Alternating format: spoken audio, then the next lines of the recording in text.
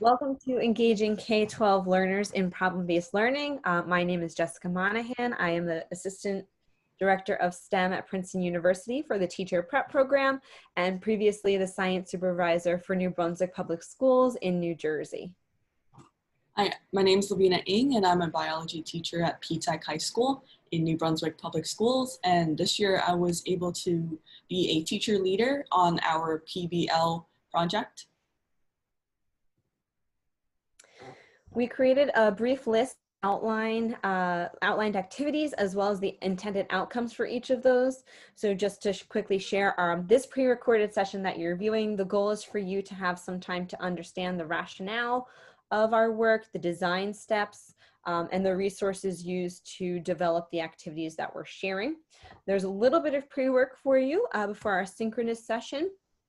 And then during our session together, we're going to be very collaborative in understanding how using a cross-curricular perspective to define problems can support learners in engaging in climate change learning, as well as give you time to make some connections to defining problems in your own educational setting or community.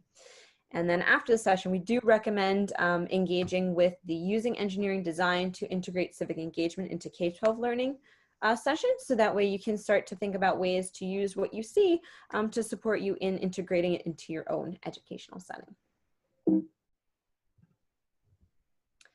So the work that we did in P-Tech around PBL in a high school setting and Sensor are really, really well aligned. I believe you'll see that from the session today. And you're going to see complex problem solving. You're going to see the collaborative nature, understanding that science is not happening in a vacuum, but the other cross-curricular areas can really support understanding and engagement in climate science learning.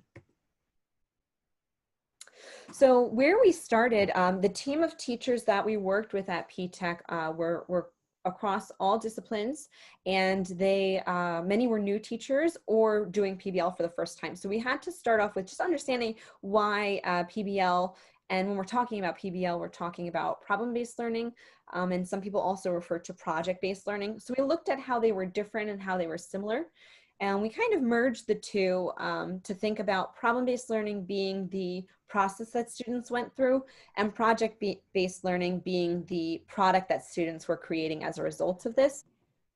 To also better understand what it looked like, we talked about the format of the instruction and what it looks like. And then we got into the design aspect using backwards design. Starting with the desired end result, looking at assessments, and that stage 1 and stage 2 were both collaborative. And stage 3, when we got to the instructional piece, was collaborative and also individualized for the teachers for their individual content area. So when we got into the design process, we started looking at curriculum, what topics were coming up next. And of course, we're driven by standards in K-12. So we looked at our cross-curricular standards. And our team was composed of our biology teacher, Lavina, Spanish teacher, we had math, engineering design teacher, a social studies teacher, an ELA teacher, and then we had ESL support for our bilingual learners and a special educator to work with our students receiving special services to ensure that all students were able to engage. Part of P-Tech is ensuring that students are career ready. So we utilize the career ready practices as well as the technical skills that we want our students to walk away with. Teachers pulled out the standards that they wanted to address in their individual classrooms, as well as thinking about the career ready practices for our overarching. So it kind of is analogous to an umbrella where we had an overarching project that we wanted students to engage with, but each individual teacher and content area fulfilled some learning for students, whether it be knowledge or skills, through their individual classroom. So when we designed the assessment, we looked at a large overarching project as well as individual formative assessments in everybody's content area. We developed rubrics to look at how we wanted to assess using standards and criteria for students. And then we turned it into something that was student friendly. The design for us was very iterative, just as we wanted students to engage in the engineering design process through the activities that we created. And in order to set the stage for learning, Lavina was able to create a PBL kickoff event, and she's going to dive into the details of how we kicked off this learning experience for our students. So the purpose of the kickoff was really to start this entire process of PBL and ensure that students understood the different steps of what they were going to take in order to complete this process. So the purpose of the kickoff was for students to engage in stations and analyze data and information and then identify a global problem. And we really wanted to stress the fact that students had to come up with a global problem on their own.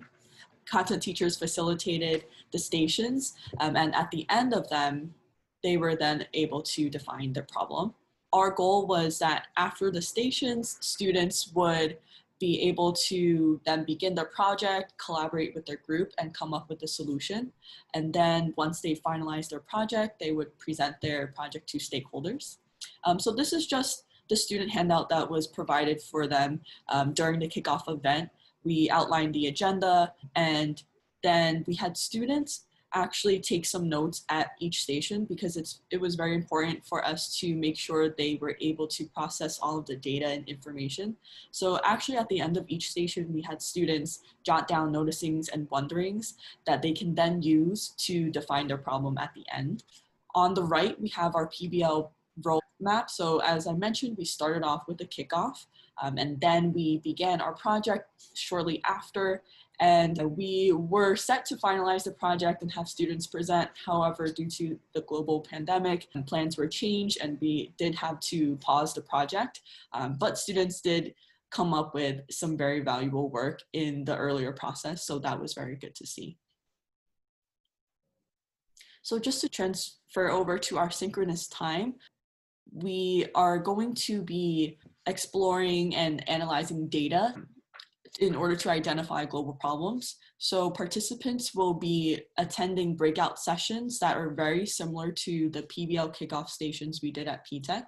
So we have 3 stations set up, and then we will wrap up with a reflection where participants will be able to define the problem based on their own educational setting and their own community. And then we're going to discuss why it's so important to teach climate science in K-12.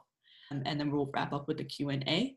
And some of our next steps will be to consider how you can transfer this climate science teaching into your classroom using an engineering design process. So we asked that all participants complete some pre-work, and the objective of this pre-work is for participants to see what the stations were like that we did at PTech. And so in this station, station 1, you will be analyzing a speech. This is a speech by Greta Thunberg in form of a TED Talk. And so we ask you to complete the Edpuzzle by clicking the link, or you can use your iPhone and scan the QR code on the bottom. We will go into this during our synchronous time to discuss what you learned in this station.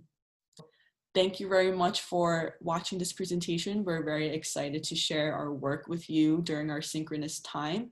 So please bring any questions you have, and hopefully we're able to have a discussion about those questions and collaborate from there.